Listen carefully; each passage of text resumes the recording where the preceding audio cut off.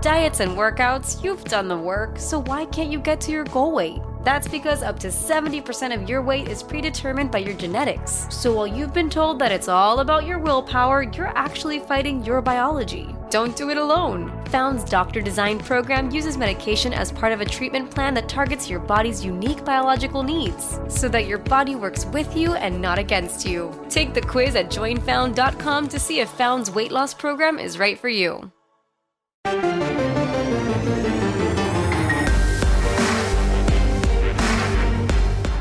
Welcome to the PowerCat Podcast, GoPowerCat.com's Kansas State Athletics Show. Make sure you're subscribing to our show at Apple, Spotify, Amazon, or wherever you get your podcasts. Now, from the GPC studios, here's your host, GoPowerCat publisher, Tim Fitzgerald. Welcome to the PowerCat Questions Podcast, sponsored by Fridge Wholesale Liquor. I am Tim Fitzgerald, your host. Is there a good adjective there? Zach Carlson, Cole Carmody, Ryan Gilbert. Jolly host. I feel like he called me fat. If you want a fat liquor store, get into the fridge. It is filled to the brim with all the stuff you need for your event. Not just a party. If you just want to have a wine tasting, they got that. A bourbon tasting, they got that. A sloppy night with Brother Vodka, they got that. Get into the fridge. It's weird beer season, right? I mean, the summer they bring out sours, and this is a grapefruit, blackberry, honey, sunshine rattler. I have no idea what that means. Why? Why is all this stuff in there? Why? Just put beer in that. Put beer in the can. Do you like flavored beer, Zach? Depends. Okay. Depends if it's a seltzer. Oh, I don't think that's a beer at all. But make sure you stop into the fridge. Please support the fridge because they support us and they make this all possible. They make so much possible for me. Cole, you're not coaching anything at the moment. This is weird. You're here. For a little bit, yeah. And you're off coaching football later? I am, yep. And then baseball after that? Yep. Football Thursday, baseball Friday, Saturday, and a long few weeks.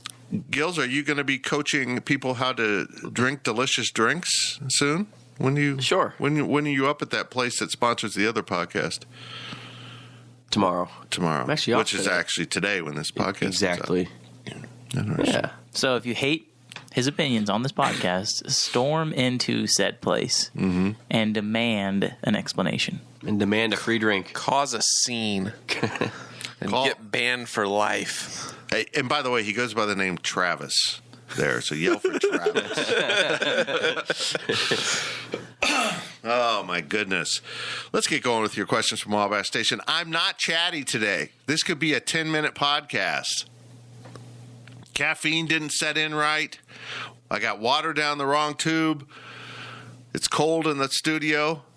I've gone all Conan O'Brien. It's like 60 degrees in here. Me and Cole are not complaining. A thing? Yeah. Oh, yeah. You turn your air conditioning, you turn your temperature in your studio down because it perks everyone up. Does it? Cause I mean, I know the studios are cold, but I didn't really know that's the reason. Yeah. Tries to keep everyone alert. And plus, nipples. So anyhow, let's move on to the questions from Wabash Station. Who's got them? I don't even know. We didn't even discuss it. Brian Gilbert has them. Pointed to me. Okay. Take it away. It's because he doesn't know how to say this one. Okay. Cat in Colo. You Colo? did your best. Could be Columbia, could be Colorado, Zach. Fair enough. We never know. Fair enough. If Adrian Martinez has a good year, both running and passing, and K-State also has a good year, greater than 9 wins, what past K-State quarterback will he remind most fans of? Most. El Roberson, Jonathan Beasley, Skyler, or Colin. I mean, I think there's some comparisons there. I found it interesting, his discussion that we put up from SiriusXM about how he talked about being a throwing quarterback first. I don't see him that way, but then again, I didn't watch him in depth at Nebraska. I think he's a running quarterback that can throw, not a throwing quarterback that can run. But I think what he's doing is trying to define himself by NFL standards. You don't want to be known as a running quarterback. You don't want to embrace that. Well, yeah, I'm a runner, but I can also throw. You probably want to sit down with scouts and say, hey, no, I'm a thrower. I've just been asked to run.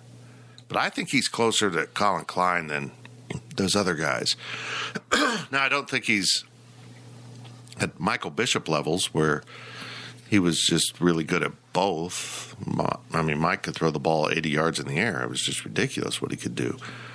I think he's probably got a stronger arm than Colin, but I think where Colin's going to benefit him is making him understand what throws he should and should not attempt, at least at this point of his career, particularly if he wants to redefine himself for the NFL.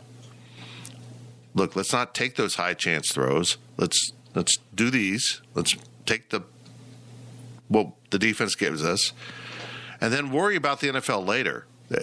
You can show that you can make that throw in a combine or camp or whatever. Let's not do it on the field where you might turn the ball over and damage yourself and damage the team. I'm gonna say Jake Waters because I think we remember Jake Waters a lot for the way he threw the football, but I have his stats pulled up here, and in 2013 he rushed for 312 yards, and that was when he split time with Daniel Sams. Am I correct on that? You're correct. In 2014 he rushed the ball for 484 yards. If Adrian Martinez runs for 500 yards, would that be... I mean, I think that's an acceptable number. I feel like if he rushes the ball for 500 yards on the season, compared with what Deuce Vaughn's going to do, yeah, it's going to be a really good run game. And so I think that, yeah, I do think that the plan originally will be to have Adrian Martinez throw more than run. I don't know if that's necessarily the best idea, but I mean, Jake Waters threw the football a lot, but we don't really think of him as a runner, but he was. And so I'm going to say Adrian Martinez, simply for the fact I think Adrian Martinez will get 60, 70 yards rushing a game. And if he does that, that's pretty dang good. I think that's a close comparison, but I think you're going to see Adrian run it more, be more known for running it than passing it. But I think that's a close comparison, saying, hey, Jake Waters threw the ball well, but don't forget he was also a good runner when he did run it. I think with Adrian, I feel like he's been injury prone, but I think that he'll learn to be a little bit safer, maybe not take risky runs, go down earlier, maybe not get as many yards as he could have. But yeah, I think that Cole's comparison is good there. So you look at Jake Waters' stats. 2,469 passing yards. This is in his first year in 2013. He threw for almost 2,500 yards, and he ran for 300. He ran for 312 yards. If you had those numbers from Adrian Martinez combined with 18 touchdowns and 9 interceptions, and you just strictly had those numbers, I think Adrian will run the ball a little bit more than 300 yards. But if you had those passing numbers and say he runs for 500 yards, is K-State in position to be where they want to be at the end of the year?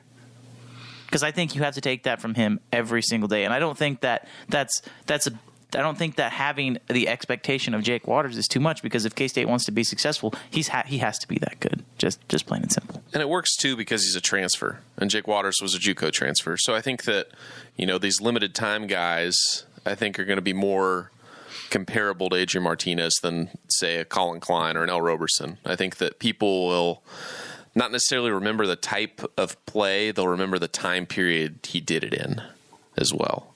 That's where I was going to go, Zach. I mean, we can debate all day long about what Martinez will look like on the field, but just with his legacy, what he is remembered as, I mean, he'll be here for one season, right? So I don't see how you can compare him with Colin Klein and Skylar Thompson in that aspect. I mean, when you think about it, how many times over the last 20 years or whatever has K-State had a one-year quarterback that wasn't an injury, a forced, a Joe Huebner into action type of thing? Grant Gregory? Yeah, Grant Gregory. Well, it was 2 years, wasn't it? Was that Grant, 1 year? Yeah. That's a good point. And if they can, poor Grant, he had no body left when he was here. He had no shoulder left. He had a bad AC joint, still threw the ball. If they can get mileage out of Adrian Martinez like they did Grant Gregory, That was masterful coaching, honestly. They just nursed that kid through the year. It was incredible to watch. Grant Gregory is the one K-State quarterback from the last 20 years that I literally do not remember watching play. Like, I couldn't name him. Like, I don't remember it. It's gone from my memory somehow. I honestly don't know how. He's a very forgettable quarterback. He threw for 1,096 yards with 4 touchdowns and 4 interceptions. Yeah. And the every 4 time touchdowns is he probably why. threw the ball, everyone would go, "Oh, that looked painful." I mean, he just was in pain. Well, he came in like halfway through, didn't he?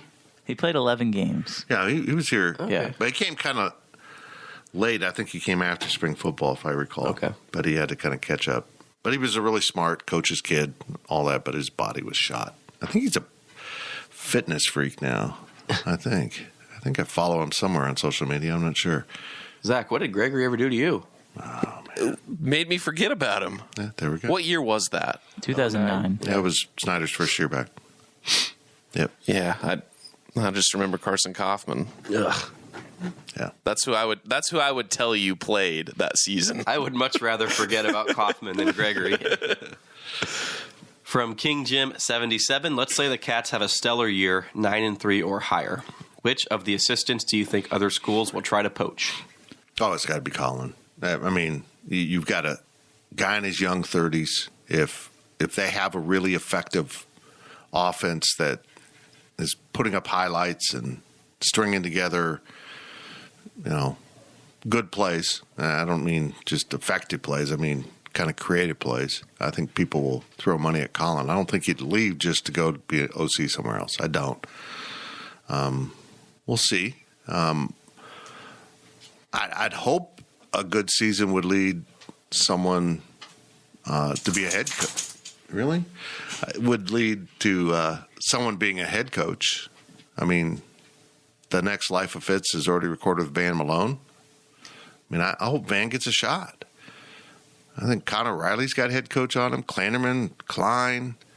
I just think they've got a lot of head coaches and waiting on this staff that if K-State starts getting good, some, smaller P6, not P6, what did I just say?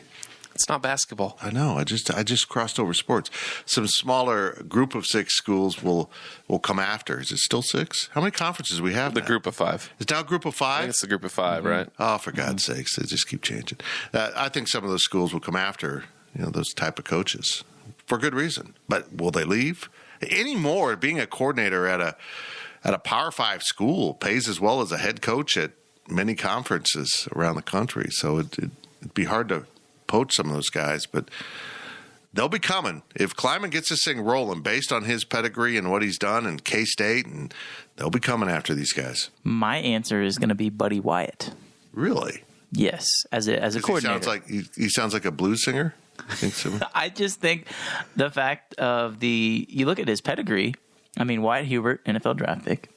Felix Anudike-Uzomah, if he goes to the NFL. That's a good point. I mean, then you got a guy like Khalid Duke who could have another breakout year. I know he's a linebacker, but he's played a lot of defensive end. He's going to be working there a lot. Then you throw in a kid like Nate Matlack who could have another breakout year. This is all at the defensive end position. Mm-hmm. And they've done a pretty good job of developing. So, I mean, I don't know. I'm just pulling a name that nobody has said. So yeah, that's out there, I think. Yeah. And don't get me wrong, he's earned the conversation and the points that you bring up. And he's never been a coordinator. I'm looking at his experience. Never been a coordinator. I don't know if that's something he'd be interested in doing, but I just think Buddy Wyatt he strikes me as the guy that enjoys what he's doing right now, and that he's not really looking, like he's not actively searching, and he's not going to be actively sought out either, especially for a coordinator job. I don't think any of these coaches right now, K-State could have a great year. I don't think anybody goes elsewhere to become a coordinator. I don't think Joe Klanderman goes anywhere else to become a coordinator. And I think Colin Klein's the most likely to leave and be a coordinator somewhere else. I don't think he does it after 1 year. The one that I think that would leave, I think Connor Riley, with the offensive line that he's had and what he's going to have, I think that he could very well kind of pull a Scotty Hazelton, go to a Michigan State's better than K-State, but it's a seemingly, when you look at the landscape of college football, I think K-State fans, can look at Michigan State and say, hey, that's a pretty lateral move as far as the type of job it is. Wasn't financially, but yeah. Right. I think that from a financial standpoint, I think Connor Riley could go somewhere else, double his salary, and still coach the offensive line. Well, I can see, let's say, I don't know, Missouri has a coaching change because I think Drink's, he's kind of getting on the hot seat, but also I think he's not happy there. And a new coach comes in with SEC money and offers Connor Riley $1.5 million to be the offensive line coach, and he gets to stay in his recruiting area. I think that's going to be tough to turn down. But I also feel like this coaching staff is connected to Kleiman, is connected to the group goal here, at least the ones that would be in play. And so unless it's a significant move upwards, just because you get paid more doesn't mean you're in a better position to aspire to whatever, if you want to be a head coach or whatever. I mean, if you just want to be a career coordinator, you go someplace and get paid and take the money. But if you want to be a head coach, I think guys like Klanderman and Klein and Malone realize at this point that this might be the trampoline. If we get rolling at Kansas State in the new Big 12, it'll be nationally noteworthy. And just like we saw what happened with Bill Snyder, and all of a sudden everyone turns to the assistant coaches and say, we want a piece of the magic. I think they understand that. I agree. Thank you. There we go. You have a special skill for talking and petting a dog at the same time. My God, she's needy today. She is very needy today. She's been hitting on Zach for attention. She's been working on me. Now she finally laid down. Let's quit talking about her. From Pickles, I have the highest hopes for football in a decade. Not necessarily because I think this is a great team, but I don't see any substantial hurdles to a really strong record. Will K-State be double-digit underdogs in any game this season? It's a really good point. It's all valid. And not only do I think the team's good, I think the schedule is both manageable and will offer notable wins. For example, do I think Missouri's an obvious win? No, I think Missouri's good enough to come in here and win. But I also think K-State will win and have an SEC pelt up on its wall by season's end. You go to Oklahoma and immediately play a new staff. I'm in. I think the OU game's the one I'm picking, though. If there's a game that's going to be double digits, minus 10 or higher, I think or for OU, obviously. I'd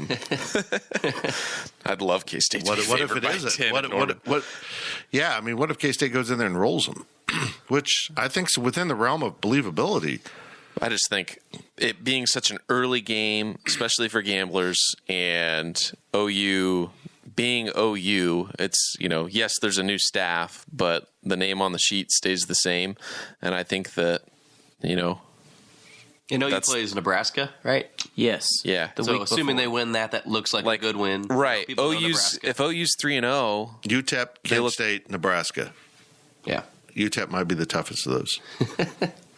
That would be, hey, there you go. A certain former Kansas State coach may be able to pull an upset, huh? Yeah. Probably make a lot of money there. Yes, he would. I agree with you on the Oklahoma aspect, but I really don't. To answer your question, Pickles, I don't think K-State will be a double-digit underdog in any of these games because, as history tells us, Oklahoma in the beginning part of the season against Kansas State is never usually a very good idea for gamblers. And so... yeah, but how many people know that? Gamblers. Yeah. The people that are really going to push the lines. I mean, it feels like K-State always plays Oklahoma early in the season, and for K-State, that's usually a good thing. I think that's a really good thing for them this year, and I do think that Oklahoma and Nebraska, it's in Nebraska. We saw Nebraska played with them last year. But they don't have Adrian Martinez, though. Boom. Well, there you go. I don't know. I just think that I can't see Oklahoma, and if they are, it's like 10.5. It's not going to be like 13 like it has been in the I don't think it'll be two Gills, you follow lines a lot more than I do. Getting to the double-digit threshold in a conference game that just seems like a lot. I mean, if it's Kansas, they're used to it. I don't mean that as a shot. It's just reality. Yeah. But Kansas State in conference, I don't remember a whole lot of double-digit lines. You'd have to go back, though, the pandemic season when K-State rolled into Norman and beat Oklahoma. was a 20-some point line. It was huge. Yeah, it was like one of the biggest in history of sports betting where a team won. So I think it'll be probably 2 touchdowns. That's just my gut feel. Okay. Just based on, what was it last year when it was in Manhattan? I couldn't tell you. It was 10. I think it was double digits. 10, I think it was 10.5. Yeah. And that was with the questions about Skylar Thompson at quarterback, too. But we still got questions with Martinez. Yeah. Good. Last question of the first half from Cat in a Trap. What is changing in regards to football recruiting? Something feels different than it used to. Much more momentum and not so much apathy. Was it the changes on the staff, or is Kleiman finally establishing relationships? I think that's part of it. I think, honestly, I think there's a real sense of urgency here. I think they know that they have an incredible opportunity with this in-state class. You're not going to get them all, but if you get 6 or 7 of these top 12 guys, for the first time, Kansas is offering enough foundation to a university football program to. That's the problem with Kansas. We just don't produce enough high-level recruits to offer you a foundation in recruiting. That's what makes it so challenging at Kansas State. And not only that, you've got another in-state institution attempting to bring in players, and they don't always succeed, but they do kind of take a player here or there that maybe you want. And not having a true foundation, recruiting foundation to your program is the biggest hurdle Kansas State consistently has to overcome. And I'm not saying there's not players in Kansas. I'm talking about the mass of frontline players you might get from Texas or Mississippi or Florida or even Oklahoma. Mm-hmm. So it is a challenge, but this year's different. There are a lot of really good players. Maybe there's not the national superstar. Avery Johnson would be the closest to that, being in the Elite 11 quarterback, which is incredible. I hope he's committed to K-State when he goes to that. That'll be even more fuel to this momentum. I think they've really had their eyes on this prize, and they've been eyeing it, and they know it's time. And I'll be honest, I sense that they picked up some tricks of the trade from basketball. It looks like, when Avery arrived, it looked like the basketball coaches had decorated his room. I don't know if it's something that they've done in the past. I just haven't noticed, but I feel like there's just a sense of momentum, not just with football, but around the entire institution right now. And I think President Linton has a big role in that. I feel like they're being more picky. And again, I don't know if that's something that is just because they feel like they have a really good chance, with this in-state group. But I feel like they're being more picky. They have not offered as many kids as they did after those camps. We've seen them offer 3 or 4 kids after these elite camps that they have. I think they've sent out one offer through the 3 or 4 camps that they've had all summer. And they were related to a player. Yeah, exactly. There's been one offer, and it was Will Howard's brother. Mm-hmm. So, and it's not like there aren't kids that are coming in, because there's another kid who ended up committing to Colorado State, K-State didn't offer, who was in for a camp. Another kid ended up committing to Washington State, who K-State didn't offer, but he was in for camp. And so it's one of those things to where it's almost like, okay, we feel really good about the targets that are on our board.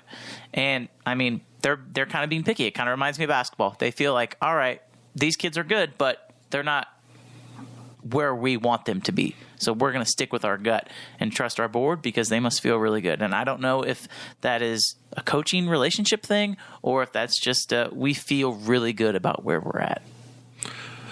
Gills, beating LSU, Texas Bowl, last bowl game before the national championship, standalone game, only game on TV, and LSU's on the helmet. Granted, it's a shadow of what the LSU team had been.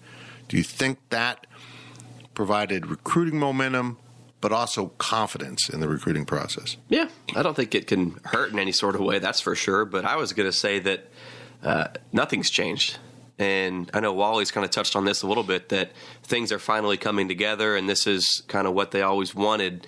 They didn't change their strategies. They stuck to their initial ways, and now it's finally starting to pay off. I mean, we got to realize this is a relatively new staff. They've been here for, 3.5 years now? So the roots have been placed, and obviously it's starting to pay off. I think in the beginning, stages, you can compare it to what's been going on with Coach Tang. Things haven't worked out in the start, but now things are coming together. They stayed the course, they stayed patient, and now it's coming together. But yeah, with LSU, I mean, that can only pay dividends for K-State. And real quick, I looked it up. 12.5 points K-State was underdogs last year, and they had no business covering. They had a backdoor cover with Malik Knowles at the end with that touchdown on the kick return. But if they're 12.5 point underdogs in Manhattan, I think it can only get worse next season in Norman.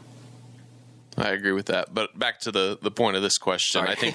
I think right now it feels different because you have finally an in-state kid that you have a good shot at, but is also extremely highly ranked, by 24/7, everywhere else. He is a highly ranked recruit in the state of Kansas, and it finally feels like K-State has an actual chance to get him. And I think I've talked about this in the past, but the fact that you have a quarterback in the state and he could be the guy for 3 or 4 years. I think that really and just after the visit, Wally put up a story the other day, kind of recapping what his thoughts were on it, but it feels like it went well, and it feels like K-State has an actual chance. I think that's why it feels like things are changing. It's a 4-star recruit that K-State really hasn't had a lot of 4 stars. It's a lot of 3 stars, 2 stars, and unranked guys. So maybe this changes for the state, but hopefully it changes for recruiting going forward. That hey, we got this one. Let's go get another one and keep building up that way. I'm just gonna throw this out there because I know we've talked a lot about Jake Rubley in the past, but that was a significant win for the staff at the time, as far as recruiting momentum goes, right? And regardless if Jake Rubley ever becomes anything or not, we still have to say that was probably a win for the recruiting staff as far as you beat out other schools for a kid that you wanted, right? So. That doesn't go unnoticed, but I do want to say, we talked about recruiting rankings, and recruiting rankings obviously are different throughout different publications. But you look at Jake Rubley, 24/7 Composite had him as the number 201 player in the country with a 92 score, and Avery Johnson is the number 214 player with a 91 score. I think that's going to change. I would think that Avery's stock would only go up with the Elite 11. Now, granted, 24/7 Is that Sports. Composite? Yeah, 24/7 Sports has him as number 179, so there's a pretty big difference there. Yeah. But, I just point that out there, for people who have all these high expectations, if something like this were to happen, you got to understand, these are still kids and anything can happen. I think that's important to know. I'm going to get into the rankings a little bit more. We are, okay. Will Howard was an 88 by 24/7, and Jake Rubley was an 87. Yeah, that's a good point, yeah. Interesting. Nicole, you mentioned we've talked about Rubley so much. That's why, because people have such a high expectation for him, given that 4-star status that he had. Obviously, things haven't panned out, but that's where I think the frustration stems from for a lot of these fans, that they had just such a high expectation and things haven't worked out so far. Well, if they get the kids they want in this class, those expectations are going to be even higher. Amen. Beautiful ending, Cole. Beautiful. Well done. Should be a pastor. Amen. That's it for the first half of the Southern pastors are always better. That's it for the first half of the Power Cat Questions podcast, sponsored by Fridge Wholesale Liquor. I sense basketball just after this break. No? There's no basketball? Unbelievable. I'm leaving right now. Zach, what did basketball ever do to you? Wow. Nothing right now. I guess we'll be back to talk about Kansas State golf. I'm not sure. GoPowerCat.com's Power Cat podcast continues after this short break. Getting the crew together isn't as easy as it used to be. We get it. Life comes at you fast. But trust us, your pals are desperate for a good hang. And when they hear you stock the party with drinks from Drizzly, they'll be banging down your door. Let Drizzly, the go-to app for drink delivery, take care of the supplies. All you need is an excuse. It doesn't even have to be a good one. It's your dog's birthday. The loquats are finally ripe. Whatever. With Drizzly, you can compare prices on a massive selection of beer, wine, and spirits and get them delivered straight to your door, which means you can entice the crew to leave their houses without ever leaving yours. Whatever the occasion, download the Drizzly app or go to drizzly.com. That's DRIZLY.com today. Must be 21 plus, not available in all locations.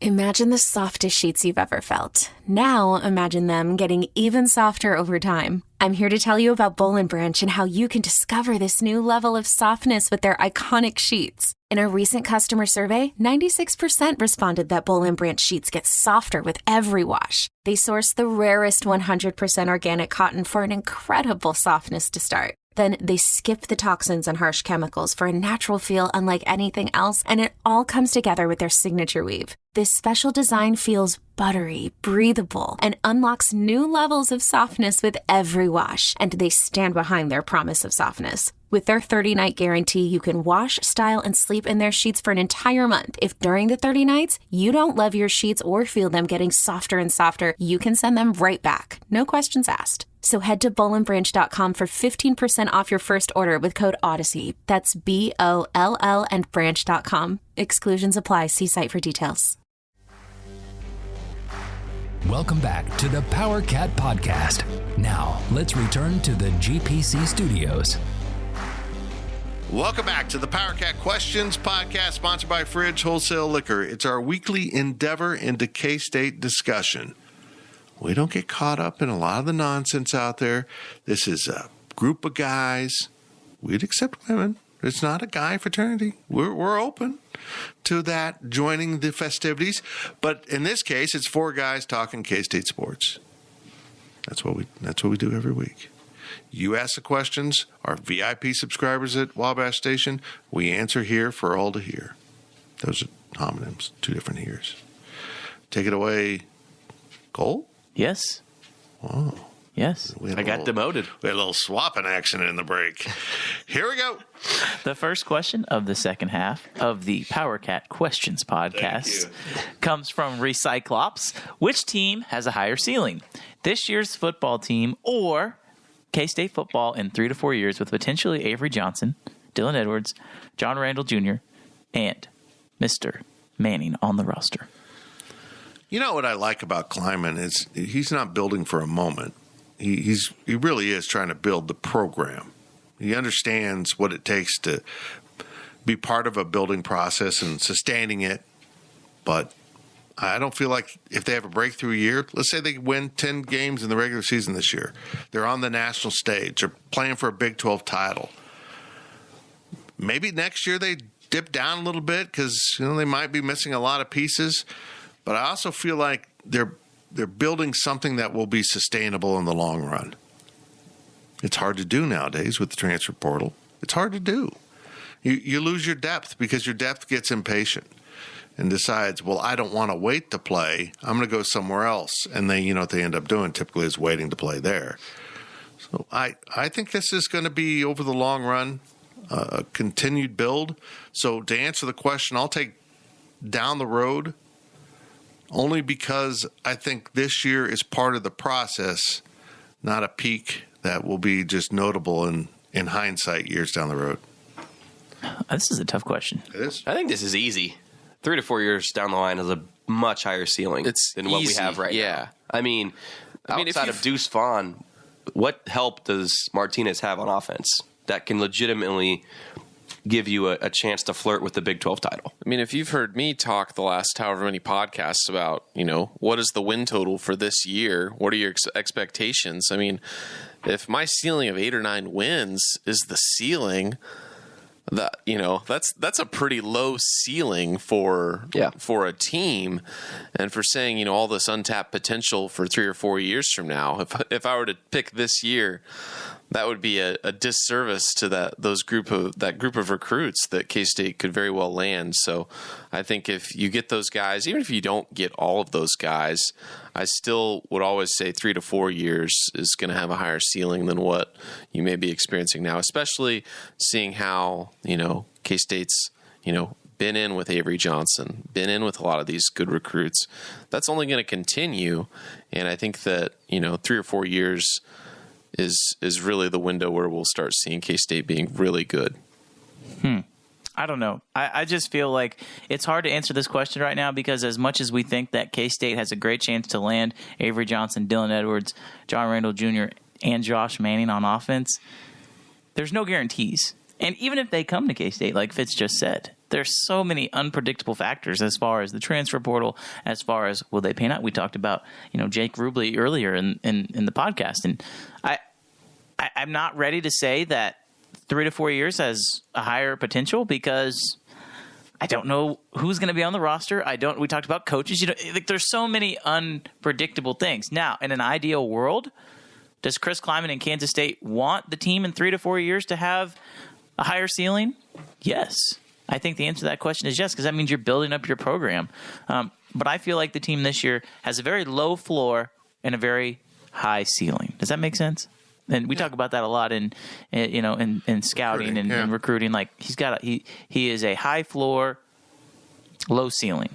I think K-State has a high floor and a high ceiling because, they're not going to be. We don't think that they're going to be bad, but they have a chance to be pretty good. So I don't know. I'm not answering. I'm going to take an incomplete. I'm not going to answer that. I'm going to plead the fifth on this question. It's the complete hypothetical. It is a complete hypothetical. That's such a bad answer. Pick one. I'll say this year's team. Wow. To go against the grain. You're crazy. I just don't. You just don't know. There's so many unpredictable factors. Johnson might not work out. Edwards might not end up at K-State. Whatever. What if Adrian Martinez just blows his ACL? Malik Knowles, this is supposed to be his year to prove himself. What if that doesn't happen and he consistently plays the way he has the last 2-3 years where it just hasn't been there? And we're talking about ceilings. We know generally what K-State's ceiling is this year. You don't know what those guys. The ceiling is the roof right now for those guys. Fair enough. Yeah, I'm with you, Zach. This is an easy answer. The easiest answer we've ever had. Well, this. Thank you, Mr. President. Fitz, anything else? No, I'm good. He agrees with. I agree with everything said, even the stuff that I don't agree with. So, okay, Cole. Yeah, Cole. This second question kind of relates to the first question because we're talking hypotheticals here. So, from Go State, Kate, do K-State fans get a little too attached to uncommitted in-state recruits? No, I think it's just natural. I just think people. Well, even the coverage that we provide the most with local guys because they're most available. They know you. So you get familiar with those guys as a fan. No, yeah, I think you're wasting your time if you're getting attached to guys that, K-State really didn't have a chance with. There's Randall, if you commit somewhere else. Right. There's some people out there who do coverage just to do coverage, and we try to focus on tangible recruits. That's common in our industry is to hype up the fan base. Well, I don't really have a shot at this guy, but this guy's a hot button recruit. Let's push it. We try not to do that. We try to be very grounded and realistic. I think there's all the reasons in the world to be invested in this group of high school recruits in Kansas. I understand people. I thought people handled the Otting commitment very well. They were like, yeah, okay, it's a Catholic kid, Notre Dame, yeah. Now, if Avery says, Washington, there's going to be a meltdown. and I'll be well aware of it because I'll be part of it because I too am invested, and this is one of the more fun recruiting stories that we've had to follow at Go Power Cat in many years because it not only is a high-profile kid, but it's a local kid who seems like a really likable kid with his head on his shoulders. It's really good. And, and I think Ryan Wallace is doing a great job of kind of covering it step by step and staying away from the hype and the push and just here's the information. And he did up his crystal ball on Avery, so his confidence is growing that he will end up in K-State purple. You can't just say purple. No umbrellas. This is what you're telling me. I don't understand the umbrellas because it rains in Washington. I've been around college sports my whole life. I've never heard of the umbrellas at Washington. Not once until this. Huh. Did you know about the umbrellas? No idea. What is it? What? Yeah, you know what I'm still talking behind. Yeah, it's like a symbol for their like I don't know. EMAW? Yeah, Rock it's chalk? like EMAW. Yeah. an umbrella. Never heard of that in my life. Yeah. Purple umbrellas. I think it has to do with like purple rain and that kind of stuff. But Interesting. It's the Pacific Northwest. yeah, I'm gonna answer this question because I have a feeling I know what Go State Kate's talking about. I think he's referencing Dylan Edwards, and I think that there's a lot of people out there with the way that Dylan has gone about his recruitment, as far as taking every step, enjoying every step of the process. I think there's people out there and it rubs them the wrong way. And so if that's what you're talking about, I wouldn't say that fans get too attached. I would say that people jump to conclusions a lot of the times. And I think it's important to understand that when you go through this process, as a recruit, I feel like it's your job to enjoy it. Like, I feel like if you're one of those people who gets mad at a kid for enjoying the recruiting process, to me, like, that's just not, I don't want to say it's unacceptable, but why? Like, why are you getting mad at a kid for exploring all of his options, right? There's people out there that have this notion that K-State's a backup option for Dylan Edwards, when all along, if you've been following the coverage, you know that, like, that's not the case at all, right? So I don't understand the hatred, right? Because I don't know if it's hatred. I would know frustration. Frustration. That's a better word. And I think these two kids offer an interesting picture of how K-Staters react. I don't think K-Staters mind kids looking at other schools. I got to admit, I get this way too. When a kid seemingly falls in love every school he stops at and puts out these incredible photos, and it looks like, oh, he's going to be the choice. And in reality, the kid has no interest of going there. He just kind of went there to go. And it gets exhausting. And I think the way Dylan is handling the process, and maybe it's his pops, Leon, I don't know, is a little more agitating to the fan base than what Avery's doing, which is just going out and looking at programs. Maybe I'd do my photo shoot, but I'm not like, I love it here. Every stop. He's just saying he's very grounded in how he's approaching this. It's transparent, which we appreciate. Very good. And I think a lot of that is because most kids aren't like Avery. No, you're right. Most recruits aren't like Avery. Most of them do. They post everything, and that's just how it is. I mean, that's how kids are now. And so to see Avery be like that, it almost serves as an unfair comparison to the rest of the recruits that K-State is courting, because, I mean, there's not many of them that are like him. I mean, if I had been a recruit, I would be posting all my photos. Here's my visit to Sterling. Here's my visit to Kansas Wesleyan. Gonna stay home. Hey, there's nothing wrong with Hashtag that. staying home. Here's my visit to Bethany, which used to be, the Oklahoma of the KCAC. And now it's the Nebraska of the KCAC. What about DCU? What's DCU? DeCrib University. Is that staying home? Yeah. That's probably where I committed. I don't think that, if there's guys like Dylan Edwards or whoever that are, giving K-State a legitimate chance, I think it's fine to be attached to them and be invested in their commitment and be disappointed when they don't choose K-State. It's another thing if you're attached to a guy like Turner Corcoran or someone that was a very highly rated kid who happened to be playing in Kansas, and guess what? He has offers from everyone. Kind of like Jaron Kanik. I mean, yes, K-State had a chance there, but at the same time, he had offers from everyone. It's once you become an elite recruit, it doesn't matter that you're from Kansas. Well, another layer of the frustration for fans, I think it's obvious, is they accept Joe Otton going to Notre Dame because he's a Catholic kid, grew up a Notre Dame fan. We get it. Dylan Edwards is a legacy. His father played football here, and they don't sense that same kind of loyalty to the brand that others show to their ties. And I get that frustration. So I think he'll end up at K-State. I do think Dylan will end up at K-State. I think the Oklahoma thing has been a lie. Not intentional lie. It was just Brent Venables loves Leon Edwards, knows his kid's a great player and a great kid, and is going to offer him. And the rest of the coaches are like, Coach, we can get an equivalent running back that's 4 inches and 30 pounds bigger. What are we doing? We don't need this. This isn't about you're not building a family reunion here. Let's go. But I also think there's a sense at Oklahoma, how many times are we going to get burned by K-State beating us with players that we skipped on because the measurements, not the heart, the measurements didn't meet what we wanted. So I think Brent Venables is sensible enough with that, but he's also been exposed being at Oklahoma and Clemson. Yeah, you can compete for a national title with the players we can get. And that doesn't include a 5'7", whatever he is, running back. No.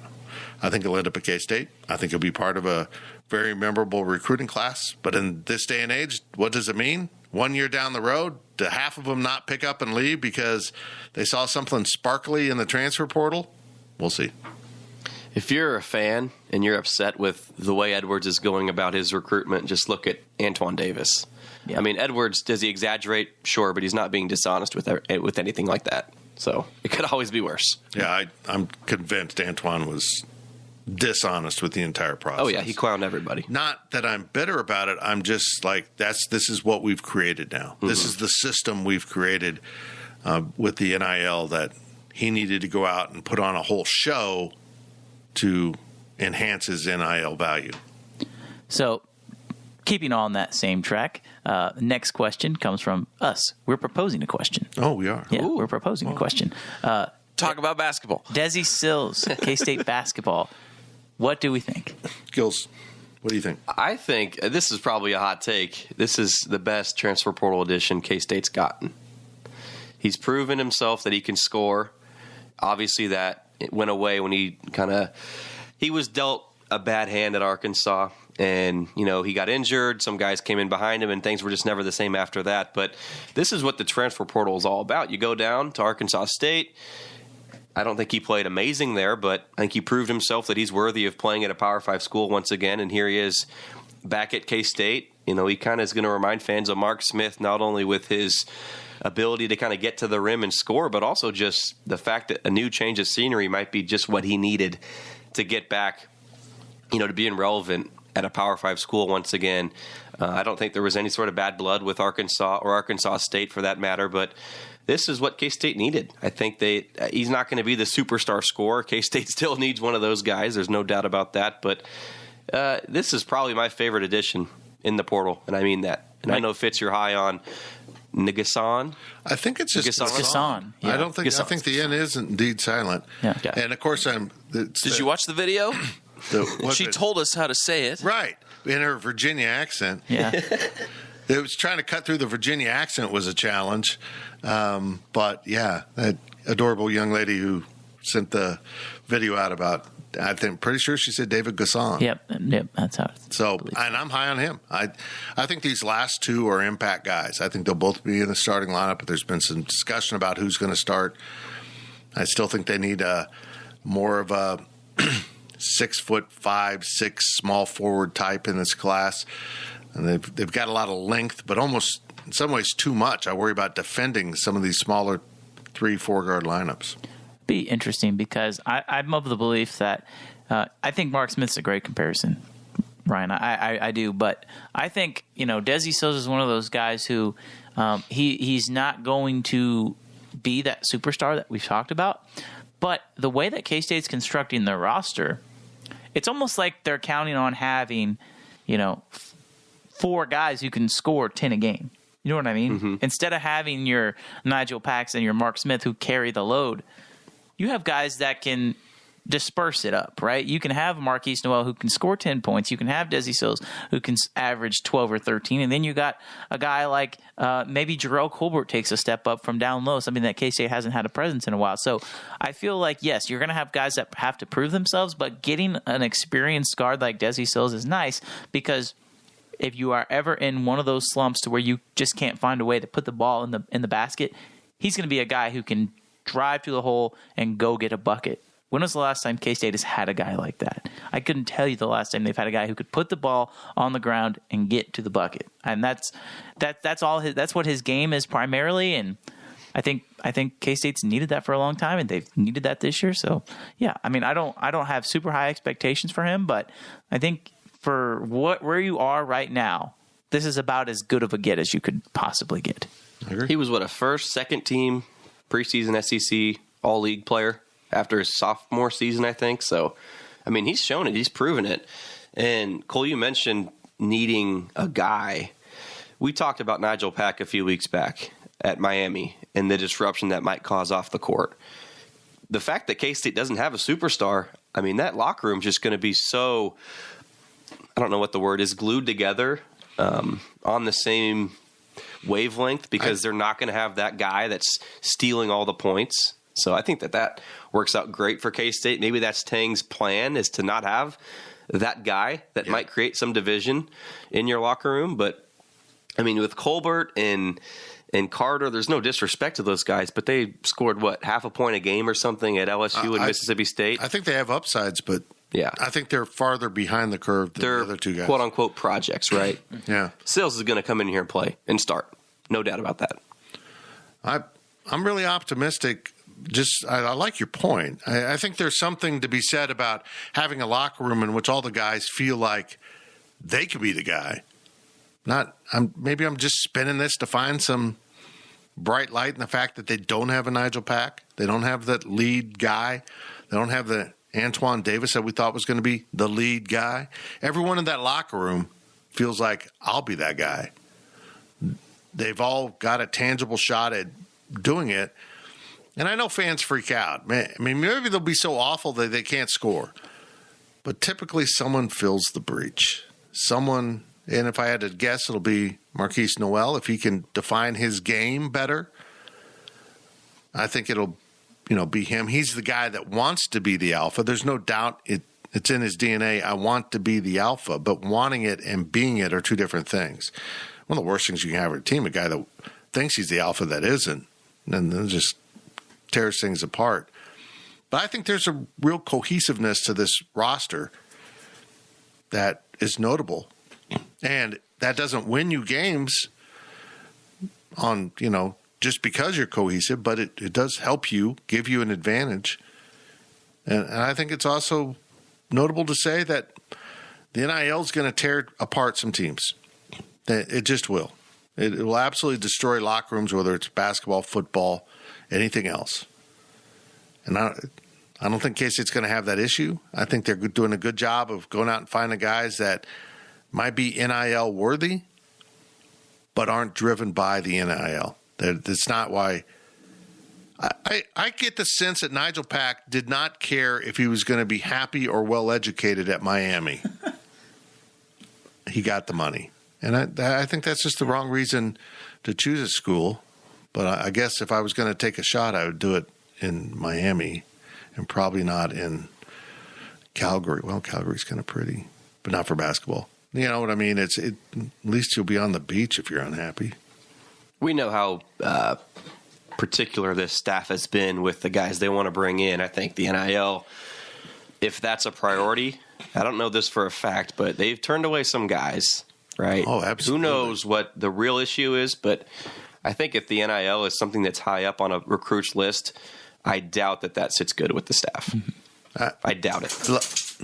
You agree, Daphne? Yeah. I only cover K-State recruiting, and so I don't want to throw shade, just in some direction, but Missouri on paper is kicking the crap out of K-State in recruiting. And I would probably say Missouri will be a better basketball team next season, this upcoming season, than Kansas State. But is Missouri building for the long term, or is Dennis Gates just grabbing all the best players he can get and doesn't even have any regard to his locker room? I'll worry about that later. While Coach Tang is worrying about the locker room, I'll worry about elevating the talent later. It's intriguing. It's two different approaches, and you can't evaluate it off one season. We're going to have to take a longer picture. But I want to say, and Zach will agree with this, I'm glad K-State didn't hire a coach named Gates. Just saying. Right? Are me and Cole not allowed to agree? Because he's just probably Zach. a Knicks fan. He would be at Duke if he got hired somewhere. Right. But real quick with Noel or whoever that hypothetical leader may be, I have no issues, I have no worries with Tang if that guy comes about and tries to be too much, tries to do more than he's capable of. Because with Weber, there's no doubt about it. Certain players had way too long of a leash. If a player like Noel or any player tries to be that superstar when they're not, and they take those shots, they chuck up shots, they turn it over, there needs to be a tight leash on these guys. And I have faith that Tang will, but the guys need to understand that, if you're not the superstar, you're not the superstar. Very good. Next question comes from JB_KSU Forever, who has been a subscriber for 18 months, but this is his first time asking a question. Nice. It's very special. Welcome to the podcast. With the current condition / borderline neglect of Ahern Fieldhouse, is there a way athletics can take it over from the school and put it to good use before it becomes a memory? Or, to put it another way, what are the chances of it being demolished before some party steps in?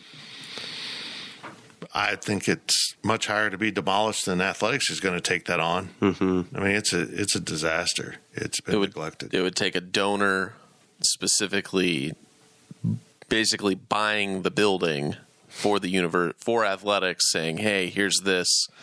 Here's the money. Wants it. And I don't think they would want it. Why do you want that upkeep on your budget? And it's not close to the rest of athletics. My hope for it is the shell of the building is kept and repurposed. The auditorium will come down. The gym will come down, probably. But the shell itself is repurposed. I would personally, I don't know. Look, I'm not an architect. I'm not an engineer. I don't know how these things work. And certainly floodwater has always been a problem with there, because if it rains a lot, it's a hole. I mean, it just goes down in there. They didn't handle that very well. But I think it'd be really cool to be like 1-bedroom suites. Yeah. If you could make the field house be residences, but high end, honestly, high end. You wouldn't have a dining attached to it. It'd be expected, just almost like off campus living, where you've got an apartment, you got to maintain your kitchen, but you're right there on the corner of campus. It'd be badass, actually. It'd be really cool. Those would be some huge apartments, though, if you're trying to put them on windows. Yeah, that's another issue. I don't even know how you do that. I like I said, I don't quite grasp how you make it happen, but it could be really cool. You've got to find a way to do something with it. You can't take it down. No. You cannot take that building down. You want a riot on campus by a bunch of olds? Cecil's? Yeah, I'm gonna. They're gonna tear down Ahern, and it's a Hearn, right? It's not Ahern, it's a Hearn. Look, I've been told by old K-Staters that it's a Hearn. His name was Mike Ahern, and then Lon Kruger does my podcast and calls it Ahern. I'm like, oh crap! I wanted to say it right. I couldn't remember which one. It's regarded now as Ahern, but I'm pretty sure when he was stomping around campus in the early 20th century, he was known as Mike Ahern, not Ahern. So anyway, they'll tear that down, and then they're going to switch. Yeah, you did. They're going to switch to the Cats logo, and it'll be the biggest gathering of olds ever. I think a cool use of it maybe would be to build a whole structure where the auditorium and gymnasium are for the actual housing, and then have that be like an open air courtyard, like take the roof off and keep the walls up. As long as they leave the south wall. That's the most important and one. I got to do my directions, yeah. The Memorial Stadium side wall. As long as they keep that up, I'm good. This would never happen, but I'm going to say it anyway. What would be really cool, now, if it were to happen, probably happen in like 10 years, is if you completely remodel that and make that your rec center, and you make the rec center where it is currently, you add on to the athletic facilities out there. Rather, that's even if you just make it parking or something like that. I know that would never happen. But if you had your Memorial those Field, millions of dollars in student fees that we use to I'm just saying, build a rec, we're going to tear down that rec, and we're going to use an older building because it's in the middle of campus. I think it'd be really cool. I have no idea how it would work. It would never happen, but I think that would be really cool. I think that the current student body and the future student body is going to see less and less of a purpose for a Hearn Fieldhouse. Yeah. They're going to look at it and be like, Why do we have this? We never Old go in building, there. yeah. And when people are talking about tearing it down, the students aren't going to understand what a big deal it is. You that sound people like are, an old now. That people, I'm just making the argument saying that the students don't care. I didn't go into Ahern Fieldhouse when I was a student. Do you guys go into I've Ahern been in Fieldhouse? there a few times. Just because you've been in it a few times doesn't mean that I went you to a have- volleyball game there. It was awesome. Congrats, they don't play there anymore. It was the K-State volleyball game, and it was one of the best sporting events I've been to when I was a student. It really was. You still are a student. A graduate student. I mean, they use it for indoor track, and that's it at this point, basically. And clubs Once, can practice in there. fine, but once track moves out, and once the football training facility's built, so that'll allow them to do that, there will literally be no purpose No. for Ahern. And the student, and what I'm saying is, if it comes down to students deciding what they do with buildings and what kind of input, the students are not going to rally to save that building. You just said "tuh." I'm just pointing out "tuh." It's a good Midwestern thing. When did I say that? We talked about it, I think, on an overtime Yeah, about yeah. the word "tuh." Midwesterners do it. Yeah, look, You need to do this. look, before we move on, I just want to say if donors are going to give money to refurbish track and build up track and baseball and do those things within the signature of what's now become the athletic complex and will be, the complete athletic complex pretty soon. I hope athletics would never take on that kind of financial burden, but also I don't want the university just to dismiss it as a dinosaur, and let's remember it with a picture and take it down. And now we're going to put up a fancy building here for the history department. Do we have? Yes. History department. So I hope they find a really cool use for it.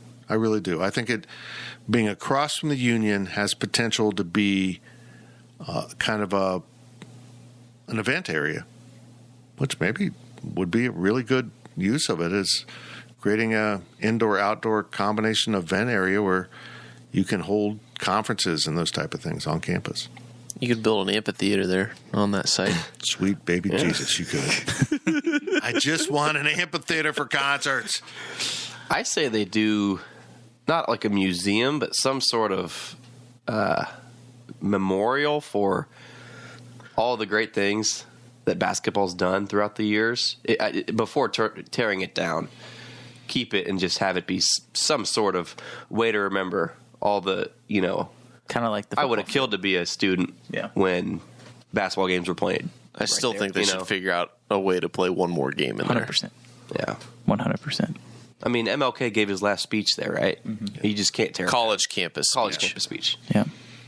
Yep. And I'm not going to say sadly, but ironically, that will be the reason why it gets saved, not for the rich historical significance in athletics it has. It'll be that. And it probably is, it's nationally notable that that's where that took place. Last question of the podcast comes from Calm Manhattan Waters. Zach, you're going to get mad at me because I'm going to say this wrong. Let's live. It is. It's Be careful what you wish for. You Are we want to do talking the second golf half. here? Yeah. I was gonna say I was gonna say that for the record. All right, I didn't you're want to good. do the Roman You're good. numerals. Everything seems like chaos. Is the NCAA ripe for Live Series type takeover? Are you familiar with Live? Yeah, I'm very familiar. It's like the second golf tour that's popping up with millions and millions of dollars. Right. It's like the XFL and only more expensive. No, well, it's completely apples and oranges because I'm it's going to be honest. We have that going on right now. It's called ESPN the SEC Super Conference. Yeah. That's live. That's what they want to do. And the way all of us are reacting are just the same way the PGA people are reacting to it. It's a sham. I don't think it's sustainable. There's no way that golf tour is going to generate the type of money they're paying off. And I don't. well, that's the point. It's all about Saudi Arabia becoming prominent on a national level with sport. I do find the whole political pushback disingenuous when the NBA is so wrapped into China. Well, when Saudi Arabia is the number 2 trade partner with the United States, and come on. I know you're upset because you're losing your grip, your domination on things, but I think it'll take care of itself. I think their long-term goal is to kill the PGA and then basically lower all the prize money and make it financially sustainable at that point. It's a very, aggressive stance. It's not financially sustainable in any way with what they're doing. But do I blame the golfers for taking the money? Hell no. Hell no. Phil Mickelson's triple set for life. Quadruple set. He can get last in every tournament now. Doesn't matter. Unless he's taking that money to get back to zero. Yeah, true. Think about it that way. But I see the comparison, but I think it's already happened. And it's ESPN or the Saudis. And the SEC is Phil Mickelson. Mickelson. I kind of left out the L. It's like MBAF. MBAF. You got it right there. NBAF. My neighbor actually is involved with it, so I had to enunciate yesterday when I was talking to him about MBAF. We're not taking baths. But yeah. Anything else? I don't think that it'll be a Live Series type of takeover. I don't think there's going to be ESPN. Yes, is the outside influence, but I think that, I don't know. I'm starting to think maybe this is a good comparison with the SEC or ESPN trying to create a super conference. That really is probably the best thing. But when you look at it from a K-State standpoint and our standpoint, we hate to see it. So I guess we're kind of like the PGA in that stance. But I think that Live brings some concepts to the game that are interesting. I don't know if they're necessarily going to get viewers, but they're being innovative. I don't see how anything can be innovative for the NCAA other than saying we're going to split off and do this. The game's going to stay the same. The teams are going to stay the same. It's just nothing changes with the NCAA if you have a super league like what we're talking about, other than just they're going to get more money and they're going to be playing by themselves. I think that's it. I think a better comparison is auto racing with the IndyCar. When that's kart and IndyCar. Yeah, it just hasn't been the same. Yeah, it hasn't had the same, and I'm fearful that will happen for golf. But what's also interesting about the timing of this for golf is we're at a high of, I think, notable young personalities / players. We have a lot of really tangible assets on the golf side that you can split off some and it'll still sustain itself because you don't – I feel like they ran out of drivers and some notable drivers and there wasn't any weight to it. So I don't know. I'm intrigued by it. And as a person that really doesn't care that much about golf, I kind of follow it from afar. I'm going to watch it just for the business side of this because I think it does apply to what ESPN is trying to pull in the NCAA level. That's it for this edition. That's what we got. Of the PowerCat Questions Podcast. We appreciate you listening. We appreciate the Fridge Wholesale Liquor being our longtime sponsor. I am Fitz, and we'll be back tomorrow, actually, with the overtime. And if you missed it, I hope you didn't. Life of Fitz is back. First edition went up a day late. We had some scheduling issues with it. But Van Malone will be my next guest this Monday on the Life of Fitz podcast. We appreciate you listening to our podcast. Thank you for listening to the PowerCat Podcast. Make sure you're subscribing to our show at Apple, Spotify, Amazon, or wherever you get your podcasts. PowerCat Podcast. All rights reserved. GoPowerCat.com.